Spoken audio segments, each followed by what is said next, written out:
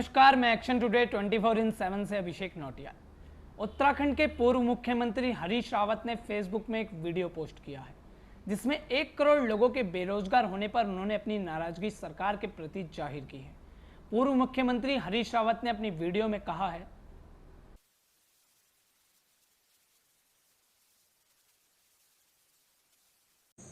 आज बहुत चिंताजनक समाचार छपा है कि देश के अंदर लगभग 1 करोड़ लोग नौकरियां खो चुके हैं और उत्तराखंड के अंदर भी ये संख्या बहुत बड़ी है।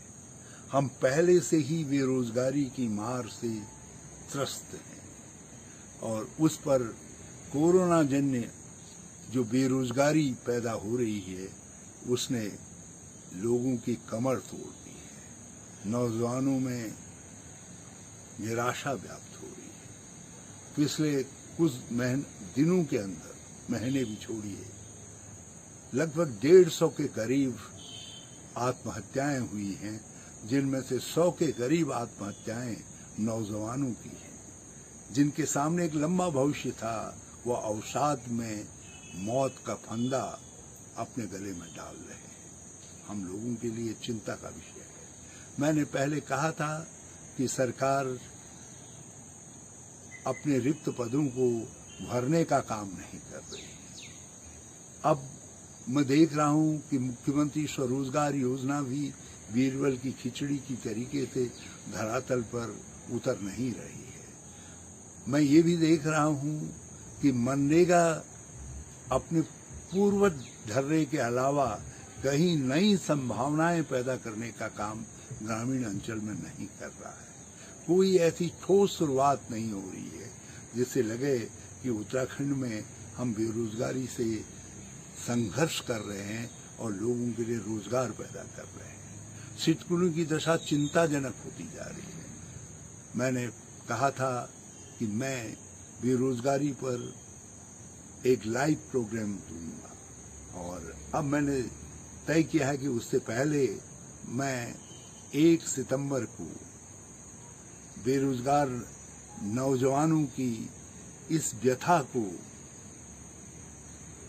समाज के सामने और राज्य के नीति नियंताओं के सामने लाने के लिए उपवास रखूंगा।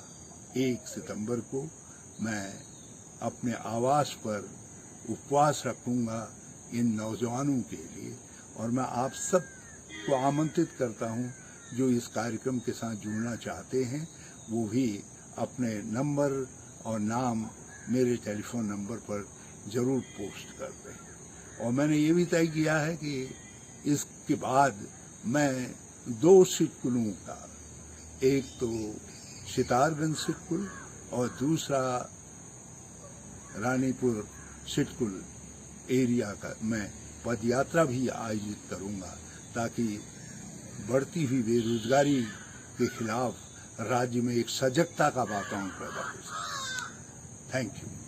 उत्तर प्रदेश के मेरठ के परतापुर थाने इलाके में पकड़ी गई एनसीईआरटी की नकली किताबें छापने वाली प्रिंटिंग प्रेस मामले में राज्य एसटीएफ व एक्सपर्ट एजेंसियां भी सक्रिय हो गई है।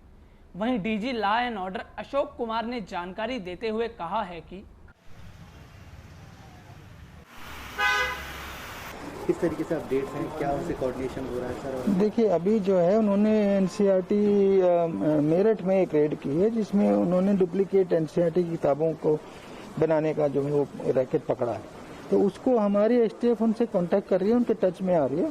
तो जैसा भी होगा उसके बाद ही अगली कार्रवाई होगी।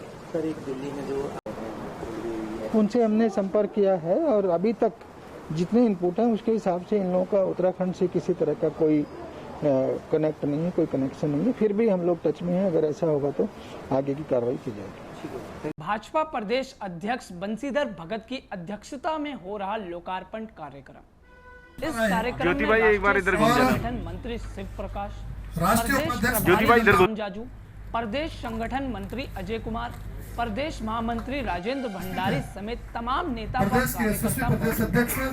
आज प्रदेश के 4 जिलों की ई बुक का किया गया लोकार्पण। खबर देहरादून से है, जहां सरकार की शराब नीति को लेकर कांग्रेस ने सरकार पर निशाना साधा है। दरअसल में बीती रोज सरकार ने शराब के समय में बदलाव किया, जो समय सुबह 8 बजे से शाम 7 बजे तक था। अब त्रिवेंद्र सिंह रावत सरकार ने समय सीमा को सुबह 10 बजे से रात के 11 बजे तक निर्धारित किया है, जिसे लेकर कांग्रेस ने सरकार पर निशाना साधा है। कांग्रेस के उपाध्यक्ष सूर्यकांत धस्माना ने कहा, देखिए, शराब के मामले में भारतीय जनता पार्टी ने 2017 में अपने मैनिफेस्टो में कहा कि अगर हम सरकार में आएंगे तो हम धीरे धीरे मद्य निषेध की ओर बढ़ेंगे। और अगर आप इनकी 3.5 वर्ष की आबकारी की पॉलिसी देखेंगे तो 3.5 वर्ष की आबकारी की पॉलिसी में कभी इन्होंने शराब की वैन में शराब बेची, कभी इन्होंने दुकानें डबल कर दी, दुकानों की संख्या बढ़ा दी, कभी इन्होंने कहा कि साहब शराब ज्यादा बिके तो शराब सस्ती कर दो। अब रात्रि 11 बजे तक का जो आप कह रहे हैं निर्णय किया है, कोई आश्चर्य नहीं होगा अगर आने वाले समय में सरकार ये कहे कि राजस्व के लिए शराब की दुकानें पूरे 24 घंटे खुली रह सकती है। सरकार कर सकती है, क्योंकि सरकार की मुखिया के दिमाग में 24 घंटे शराब है, शराब के अलावा कुछ नहीं। बीजेपी के 4 विधायकों को बीजेपी के प्रदेश अध्यक्ष बंशीधर भगत ने नोटिस जारी किया है। बीजेपी के विधायकों में देशराज कर्णवाल, कुंवर प्रणव चैंपियन, पूरण सिंह फर्त्याल, महेश नेगी को नोटिस भेजा गया है। बीजेपी प्रदेश अध्यक्ष बंशीधर भगत ने कहा है कि कोई बात नहीं है, लेकिन चूंकि आरोप प्रत्यारोपों की बात चल रही है आजकल, तो इसलिए 4 विधायकों को हमने बुलाया है ताकि वो अपनी बात बता सकें। उसमें कुंवर चैंपियन साहब हैं, जिनको निष्कासित किया गया था और उनसे बातचीत करनी है। एक कर्णवाल जी हैं, एक पूरन फर्त्याल जी हैं, एक महेश नेगी जी हैं। कहीं न कहीं वो कोई न कोई बात पर चर्चा में रहे हैं, तो भारतीय जनता पार्टी ने शायद 24 तारीख को उनको बुलाया है ताकि उनसे बातचीत की जा सके और वस्तुस्थिति से हम ठीक से अवगत हो सके और वो भी अपनी बात को पार्टी के लेवल पर रख सकें। इसके लिए कार्यक्रम। और देश और दुनिया की बड़ी खबरों के लिए देखते रहिए एक्शन टुडे 24/7 और हमारे चैनल को लाइक और सब्सक्राइब करना ना भूलें।